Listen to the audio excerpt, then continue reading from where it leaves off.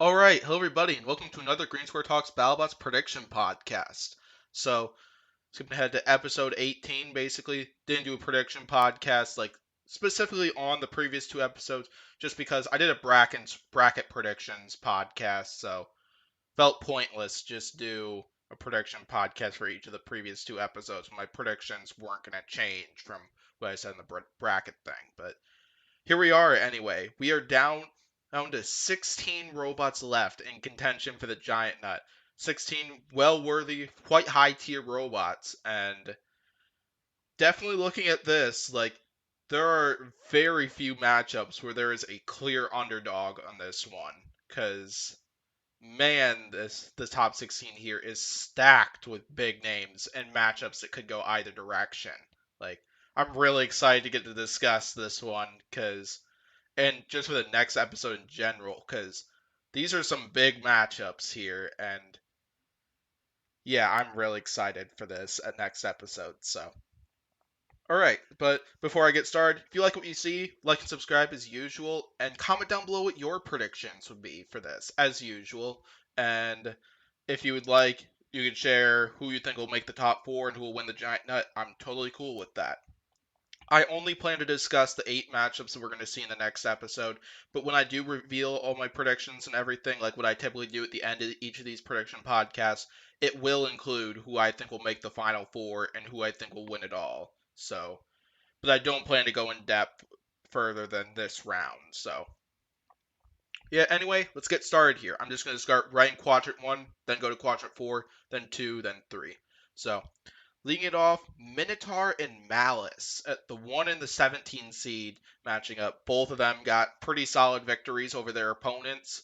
And yeah, Minotaur, I don't know what configuration we're going to expect to see from Minotaur. If I took a guess, we might see something like what we saw against Fusion, but it's unknown to me. We might also see like what we saw them use against like Bloodsport, for example. Malice, uh, basically, I'm predicting we're gonna see Big Red for the first time in this one because Bunny did mention in Instagram group chat and actually confirmed this in Discord earlier before I started recording this that yeah, they like to use Big Red against like drum spinners, like Minotaur, Copperhead, so on. So yeah, I'm betting this is gonna be Big Red's debut. So yeah, as for this one, I got Minotaur winning this one. I think Minotaur. I'm predicting we're probably gonna see a lot of head-on exchanges between these two robots early on in the match, and I think it's gonna come down to whose weapon breaks down first and who can start getting hits on the exposed areas of each robot. And I would lean towards Minotaur winning a lot of those exchanges, and I think Minotaur is probably better suited to take those hits as well, just because of that gear issue that Malice has at least with that weapon gear hub issue that we talked that Derek was talking a lot about in the prediction podcast, and Malice was talking about not prediction podcast, the recent episode review, and what Malice was talking about in their fight breakdown of their fight with Switchback. But yeah, but that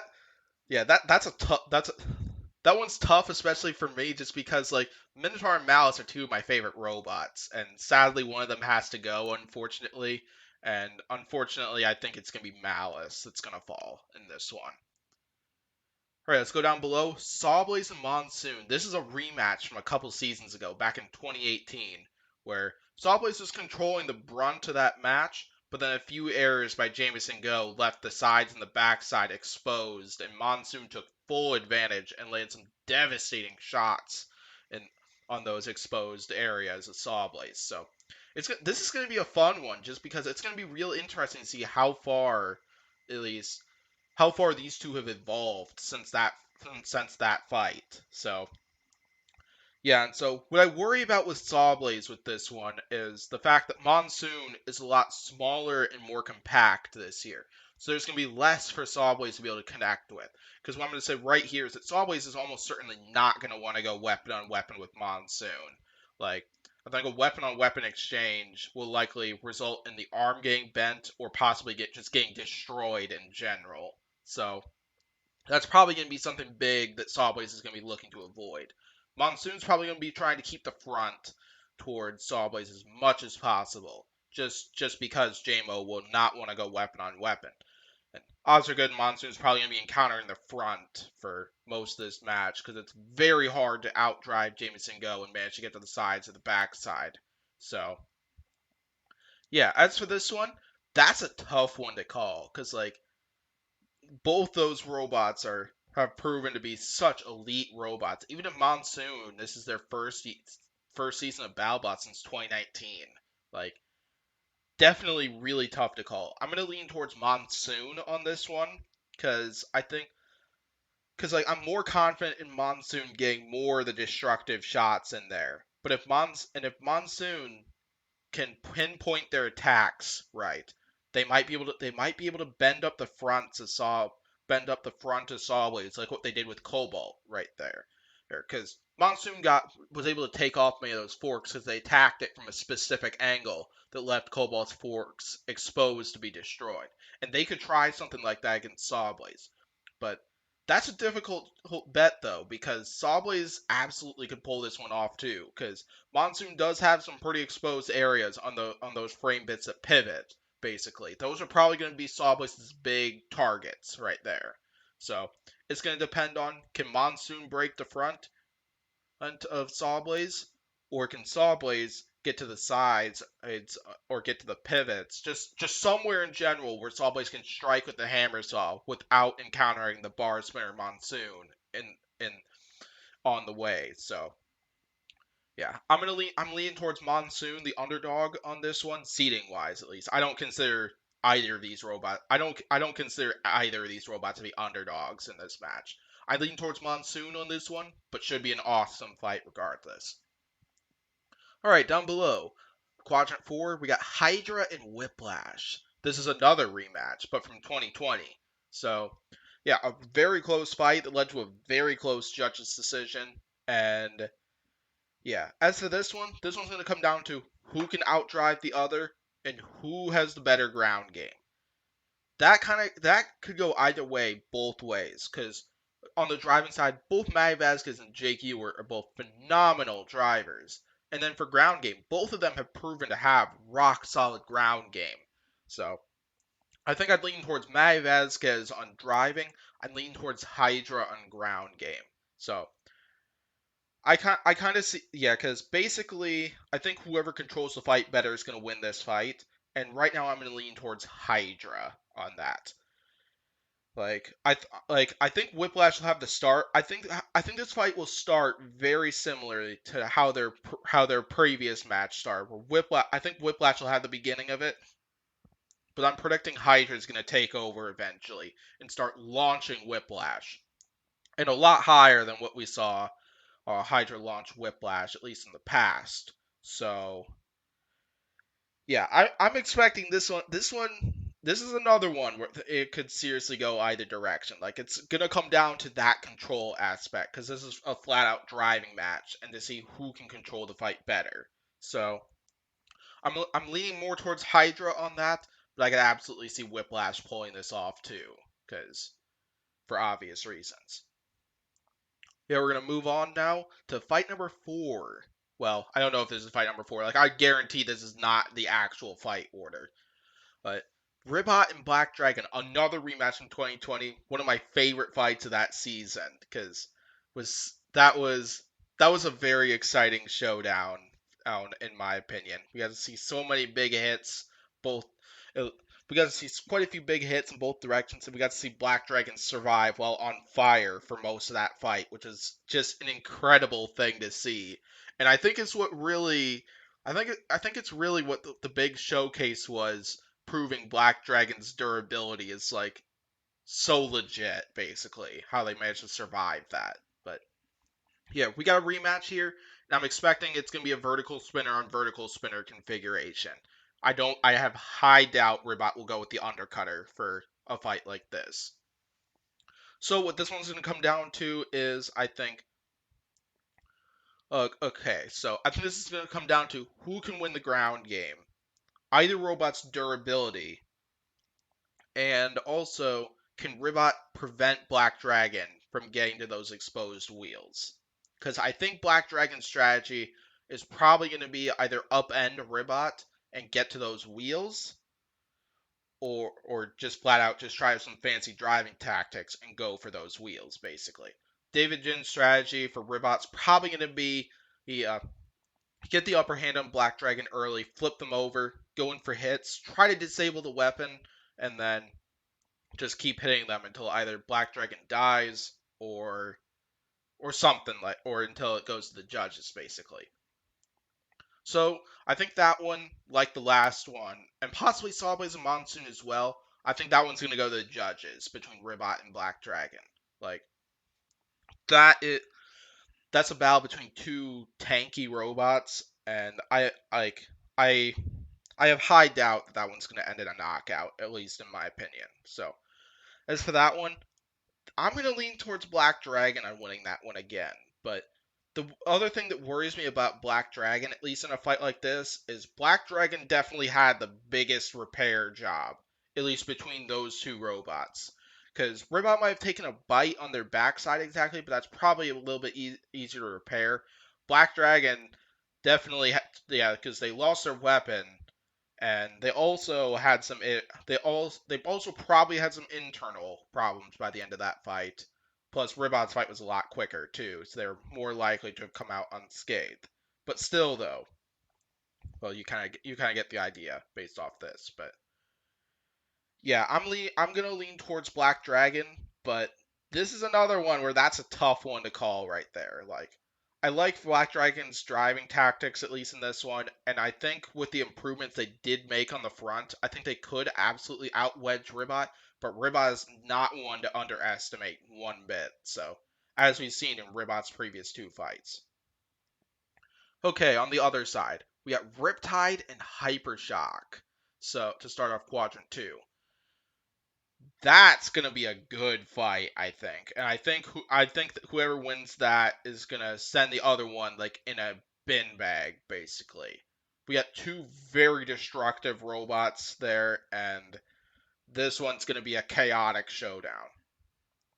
So what I think this fight's going to come down to is basically who can get those opening shots, because both of these robots are all about like setting the tone and the pace for the match. Basically, they like to try to win the early shot and then just stay on their opponent until their opponent is dead. Basically, and both those teams have been very good at that for both seasons they've been partaking in.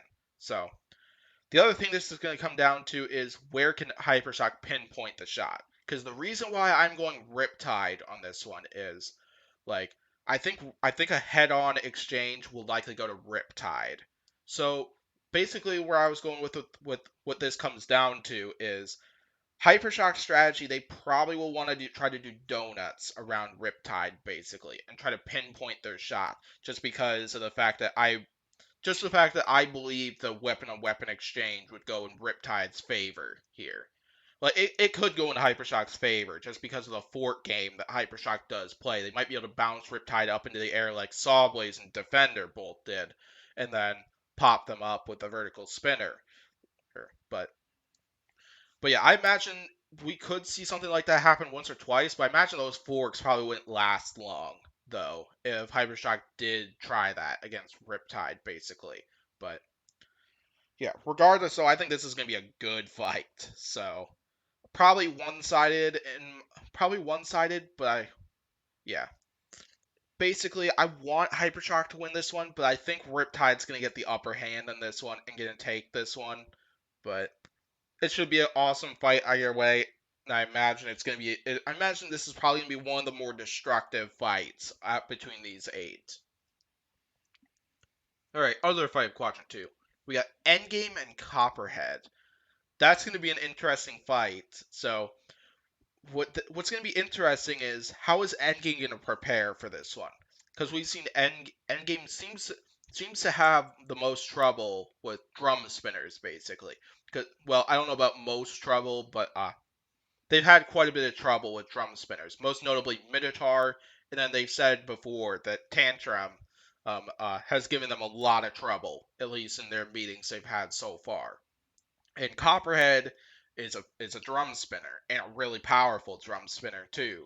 So I'm interested in how Endgame's going to prepare for a fight like this. So basically, initially, Copperhead probably has the reach within that drum spinner to be able to bend the forks up on Endgame if Endgame goes with a similar configuration to what they went with for like Minotaur, for example. But yeah, that basically I think I'm counting on Endgame having a configuration for drum spinners, which is why I'm going to go Endgame here. Because I think most weapon on weapon exchanges would probably go in Endgame's favor for this one, unless if like Copperhead bends the forks and pops Endgame in the air before they go weapon on weapon. But yeah, the other thing being that Copperhead's durability has been a bit of a concern this season too, because like they ended the rotator fight with one-sided drive. That same thing was occurring within Bloodsport. Or let's see, they got KO'd pretty quickly against Ripperoni after taking a couple of shots. I'm not like I'm concerned about how long they could last. At least if they start taking huge hits from Endgame's vertical spinner, because Endgame definitely has one of the more ferocious spinners, as Copperhead does. But that durability is why I'm gonna lean towards Endgame on this one. But this is another one where there's no clear underdog here. This fight could go either way. So, like, this is another one where I would not be surprised if Copperhead like pulls it off. So, anyway, let's move on. Quadrant 3, two fights left to talk about. Witch Doctor and Lockjaw. This one's an exciting one because both these robots have been around since basically Battlebots came back in 2015 to the ABC era. And these two robots haven't fought until the next episode, basically.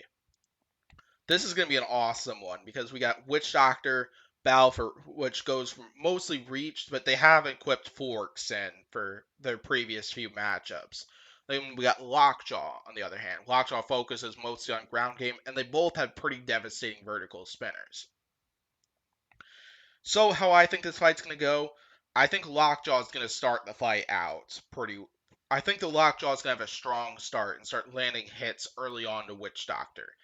But then I think Witch Doctor has the durability to be able to take those shots, and I think the power within their vertical spinner, because I think Witch Doctor does have the more powerful vertical spinner between these two. I think the damage will eventually start stacking up on Lockjaw, and I think Witch Doctor is going to eventually start getting some hits of their own. So I think those exposed wheels are going to be something to really watch out for Lockjaw here, and something Witch Doctor is going to take advantage of. And I think some weapon on weapon shots, at least, could event. I think they'll start off favoring Lockjaw, but I think they'll eventually start favoring Witch Doctor more in this one. But yeah, regardless though, I think Witch Doctor's going to take this one by a KO at least, because I like the reach that Witch Doctor's vertical spinner has, and the fact that they have the more powerful vertical spinner.